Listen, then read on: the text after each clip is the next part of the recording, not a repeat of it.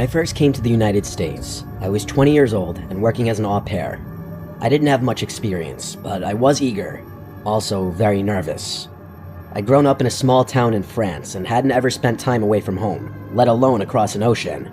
My English still needed work, but I was confident enough to get by. I expected it to be a good year, a new adventure, a cultural exchange, something I'd tell my friends about when I went home. I was matched with the Joseph family. I don't want to name the exact town for privacy reasons, but it was an upper-middle-class neighborhood. Quiet streets, nice houses, big backyards, the kind of place you'd expect to find well-behaved kids, PTA moms, and dads who worked non-stop. I remember being so relieved when I first arrived. I thought this would be easy. Nothing bad happens in places like this. The Josephs had 2 boys, Brock and Brandon. Brock, the older one, was 12. He was a pretty typical kid, kind of lazy, sometimes rude, but harmless overall. He made jokes, liked his Xbox, and mostly stayed out of trouble. Brandon, though, was different. He was 9 and already had this coldness to him. I don't know how else to describe it. There was something off. I think it's likely he had some kind of social disorder. When I first met him, he just stared at me without saying a word. Not shy or embarrassed, just staring like he was studying me. After a few seconds, he smiled and asked, "Are you the maid?" I laughed awkwardly and said I was going to help look after him and his brother for the year. He didn't laugh with me, he just kept watching. It didn't take long to realize Brandon wasn't like the other kids. My host parents warned me that he was difficult. They said he had a bit of an attitude, but that was the understatement of the century. Brandon didn't just have an attitude, he was mean, and I don't mean the usual bratty stuff like teasing his brother or refusing to eat what he was served. It was worse than that. He lied constantly, about everything. He once told his teacher that Brock tried to choke him in the kitchen, which never happened. He told a neighbor that his parents locked him in a closet at night. He even told me that the last au pair ran away because of him, and that she was never seen again. When I tried to scold him for it, he narrowed his eyes and said, "Don't tell me what to do." Everything was manageable for me, even at that point, but I do admit that I was a little frightened of him. Things only got worse from there. One night, about 2 months in, I pulled back my sheets and froze. There were thumbtacks scattered all over my mattress. I just stared for a second. Dozens, maybe 100 of them, were pointing upwards, waiting for me to lie down. My heart started racing. The mattress cover had tiny punctures everywhere. I stood there in fear, realizing how close I'd come to lying on them. Brandon had been spying on me earlier that day. I'd caught him peeking through a crack in the door when I was folding clothes. I didn't think much of it at the time, just assumed he was being nosy. But after seeing all those thumbtacks, I wasn't so sure. I was honestly so scared. I didn't want to tell his parents, afraid that they'd send me back to France, so I cleaned up the mess and kept it to myself. After that, things became more and more strange. Brandon started following me around the house. I'd catch him peeking around corners, watching me from the doorways. Sometimes when I was cooking or reading, I'd look up to find him sitting across the room, staring without blinking. I never said anything. I must admit, I tried to avoid him as much as I could out of fear. One afternoon, I was watering flowers in the garden when I smelled something off. A sharp, sour odor, like something rotting. I traced it to a corner of the yard where the soil looked freshly disturbed. I was curious, so I grabbed one of those little garden shovels and started poking at the soil. When I saw what was there, I nearly screamed. There were 3 dead rabbits buried there. Their bodies were twisted and cut in several places. One had its legs tied together with string. I ran inside to tell my host parents. Mr. and Mrs. Joseph looked concerned at first, until they pulled Brendan aside to ask him about it. He gave an innocent look and said it wasn't him. That was it. They believed him. Mrs. Joseph said it was probably one of the neighborhood kids and told Brandon to go back inside. I started sleeping with my bedroom door locked after that. A week later, I woke up in the middle of the night to a noise in my room. I opened my eyes and saw a shadow near my bed. It was Brandon. He was standing there, holding something. I blinked a few times and realized what it was. A kitchen knife. I screamed as loud as I could. By the time the parents came rushing in, the knife was gone. Brandon had shoved it under the bed. He convinced them that he'd been sleepwalking. Mrs. Joseph gave me an annoyed look, as if to say, "Why are you making such a fuss?" I pointed to the knife handle sticking out from under the bed and pleaded with them to believe me. Mr. Joseph knelt down, pulled it out, and showed it to Brandon. He just smiled and said he had never seen it before, and they of course believed him. I told them that my door had been locked, so he must have picked it, but they told me that was nonsense. I felt so alone. I had no one. I didn't know what to do. For better or worse, a decision was made for me. The next morning, Mrs. Joseph called me to the living room and said I had stolen her jewelry. I was completely confused until she held up a pearl necklace I had never seen before. She told me she had found it in my purse, which she was holding in her other hand. I begged her to believe me, that I hadn't stolen it, but there was nothing I could say to convince her. Brandon stood in the hallway smiling to himself. I knew it was him. They fired me on the spot. I flew back to France the next day. I couldn't believe how easily Brandon had destroyed my life. For months afterwards, I was extremely depressed. I thought I had blown my one chance at living in the US and feared I wouldn't get another one. Fortunately, I found my way back to the States several years later and still live here. I have a good job and good friends. I still think about Brandon from time to time. I can only imagine the evil person he's grown up to become.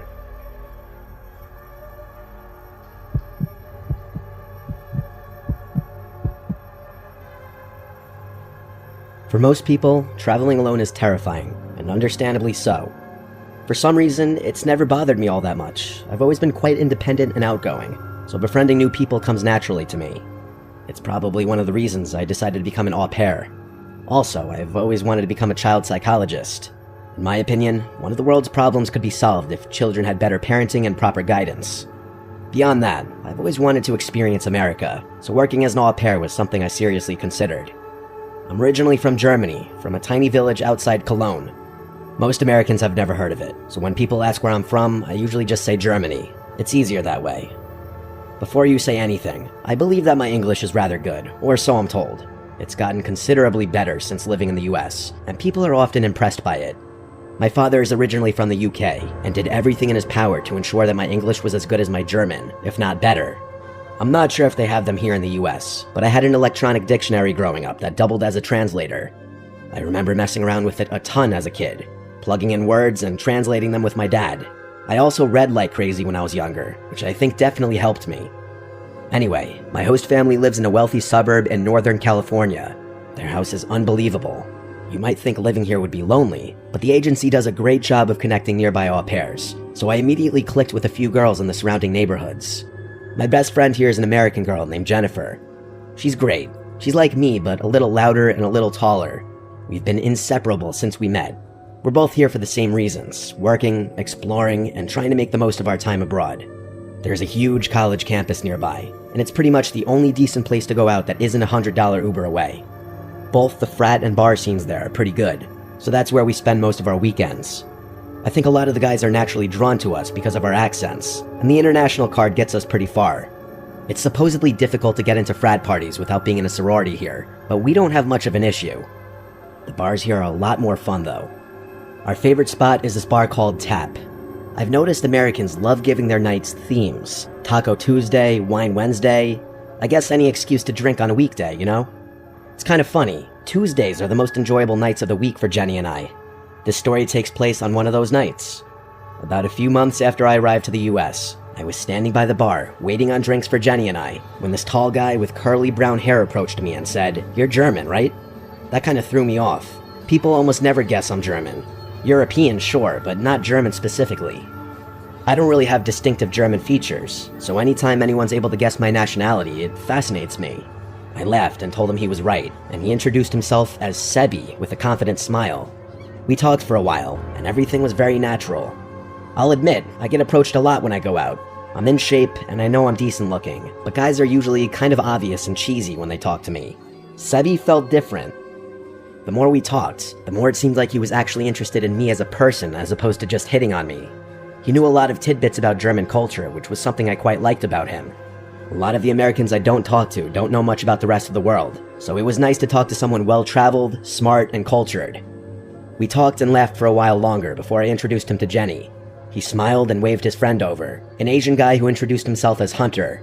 He and Jenny immediately hit it off. All in all, it was a great time. Before the night ended, Sebi asked me for my number, and I gave it to him without hesitation.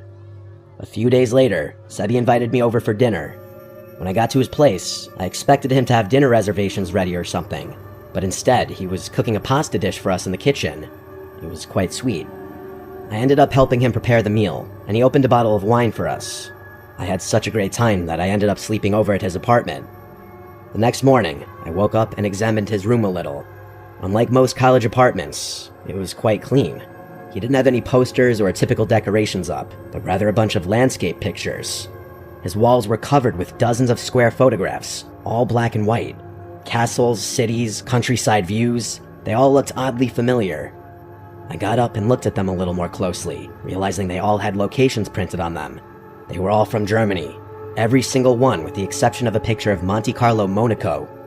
Sebi had woken up by then, so I turned and asked him jokingly if he had a thing for German architecture. He laughed and told me about his dad's aerial photo collection, which he had picked some of his favorites from. I walked back towards his bed and realized there were some more pictures above his bed. My jaw literally dropped when I saw that one of the pictures was a landscape of my village, taken from above. The picture was like 20 minutes from my house. I told him this, and he got rather excited, telling me what a crazy coincidence that was. I was amazed. The odds of that were so slim. He then asked me a bunch of questions about my hometown, which I was happy to answer. Over the next few weeks, Sebi and I spent a lot of time together. I was working and he had class during the week, but we spent every weekend going out together, plus Tuesdays. Everything was great. He was a sweet guy and made sure I was comfortable and enjoying myself when we went out. He was also quite nice to my friends, which I appreciated. His friend Hunter turned out to be a little weird though. Every time someone would play Take It Off by Fisher, he would quite literally start stripping in front of Jenny. One night, Sebi got rather drunk, significantly drunker than usual. As he was walking me to his apartment, he was going on and on about how much he loved German women and how he always wanted a German wife. At one point, he said he always wanted to marry an au pair because foreign girls are great with kids. I brushed it off as some weird fantasy, but that was the first thing he did or said that didn't sit well with me. Obviously not a deal breaker though, he had been perfect up until then. But then came the first time he took me out to dinner. He took me to this Italian spot and told me he'd picked it because they had plenty of vegetarian options. Which was sweet, but I never told him I was vegetarian. I gave him a little smile and playfully asked him how he knew I was vegetarian, and he told me he saw it in one of my Insta posts. That eased me for the rest of the dinner, but later when I was back home, I realized my only post mentioning it was from years ago, and I post a lot, so you'd have to scroll pretty far to get there, let alone pick up on the caption I had used. And that's not even mentioning the fact that all my posts are from a long time ago in Germany. The next time I stayed over, while Sebi was asleep, I unlocked his phone. I remembered his password. He hadn't exactly been careful about hiding it. What I found in there was sickening. There was a folder in his camera roll titled Wife, which contained screenshots of my social media dating back months. Posts, captions, tagged locations, even screenshots of old stories I didn't even remember posting. His notes app was even worse. There were English translations of my old posts in there, plus a rough schedule of when and where I'd go out based on my Instagram story posts. There was information in there about my hometown, about Germany, about things I liked, all based on my Instagram if you could believe it. But the worst thing I found in his phone was a photo of my driver's license. Everything hit me at once. The second night I had gone out in America, I had lost my wallet at a frat party which had my ID in it. That's how he found my Instagram. That's how he knew everything. Where I was from, what I liked, my birthday. None of it was chance. He had planned all of it. There was a long graphic message that went into disgusting detail about what he wanted to do to me, which I don't want to talk about. I didn't know who the guy in those messages was. I couldn't stand to look at everything anymore, so I grabbed my stuff and slipped out of his apartment without making a sound. Regrettably, I didn't take any photos for evidence. The whole drive back to my host family's house, my hands were shaking. Germans take privacy seriously. I felt sick. My au pair profile was private, but my ID? He had my full name, and with that, I knew he could have found anything. I didn't sleep that night. I prayed that he hadn't been able to figure out my host family's address. The next morning, my phone exploded with messages. They were all from Sebi, asking me where I went, why I left, if I went through his phone. I sent him one final message, telling him that if he ever tried to contact me again, I'd call the police. Then I blocked him on everything. For the next few days, I lived in perpetual fear, worrying that he'd show up at any moment. I privated my Instagram, locked everything down, and created a close friends story for when I went out, just in case he tried to find me again. Thankfully, he hasn't shown up yet, and it's been about 3 months since I last heard from him. Still though, I can't help but feeling this pit in my stomach that he knows my host family's address, and that he's planning something.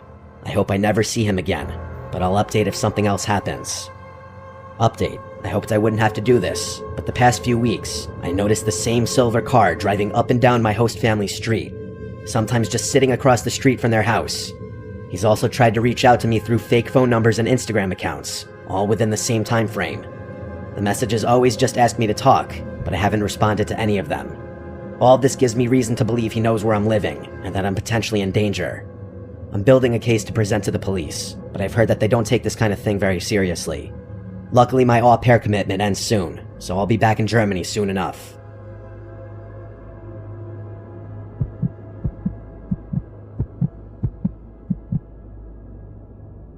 This happened a few years ago. I've always wanted to live in Europe, ever since I was a kid. It was my lifelong dream. More than anything, though, I wanted to work with kids.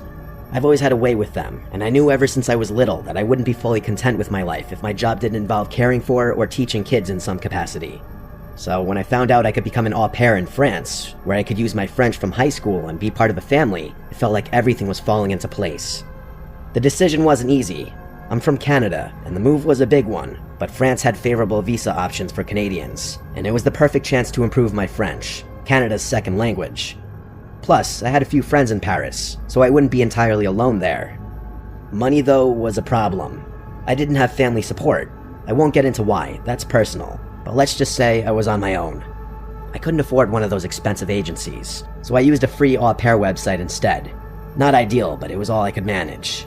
That's how I connected with Leah. Leah's ad was warm and straightforward. She needed help with her 2 kids while her husband traveled for work. She seemed wonderful, very polite and very friendly.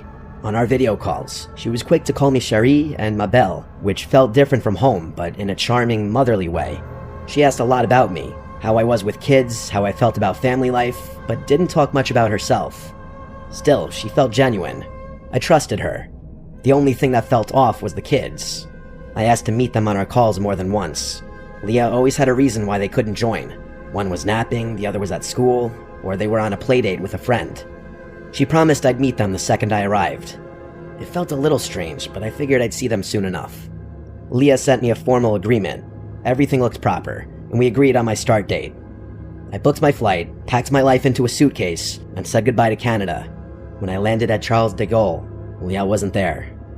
That surprised me. From everything I had heard, most host families meet their au pairs at the airport. But then my phone buzzed. It was a message from Leah, telling me that she was stuck in traffic and instructing me to go to the side drop-off area where she'd have me picked up.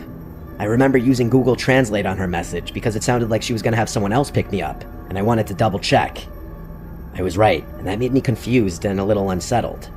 Despite that, I followed her instructions.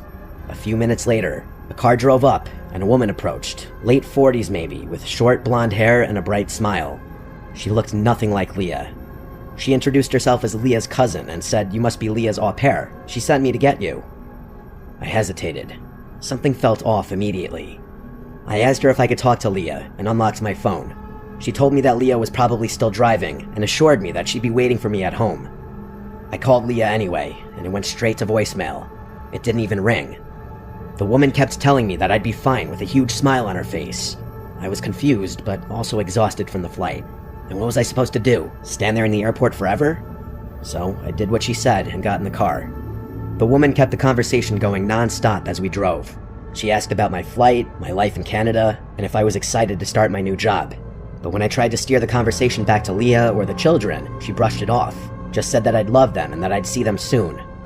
I started to feel worse and worse about the whole situation. She was too polished, too eager to keep me talking without actually answering anything. The scenery outside began to change.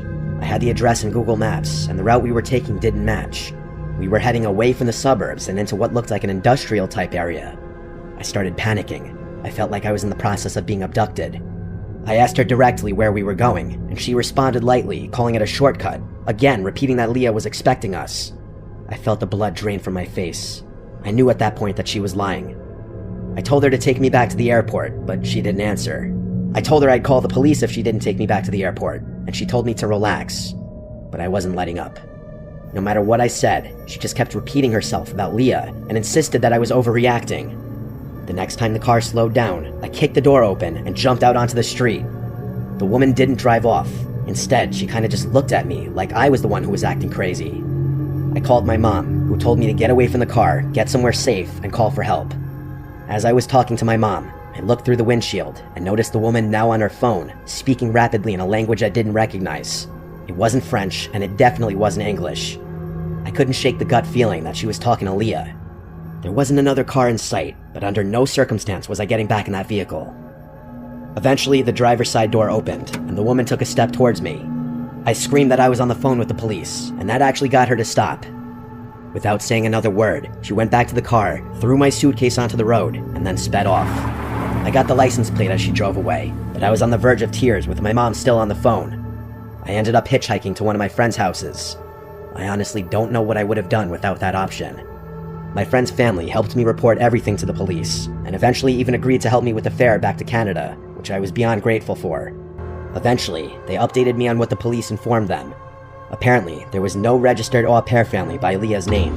The number Leah used was prepaid and untraceable. All the photos of the children were taken from the internet. Everyone I talked to about this tells me the same thing. I was moments away from being trafficked. The worst part about that whole thing was that I wasted all that money on those plane tickets and traumatized myself permanently. Looking back, I know how lucky I am. I was moments away from something terrible, something I can barely let myself imagine. The whole situation was calculated from start to finish, and if I hadn't trusted my gut, I might not be here to tell the story. It took some time, but I eventually made my way back to France, this time through a verified agency. I'm hoping to eventually fulfill residency requirements and become a permanent citizen here.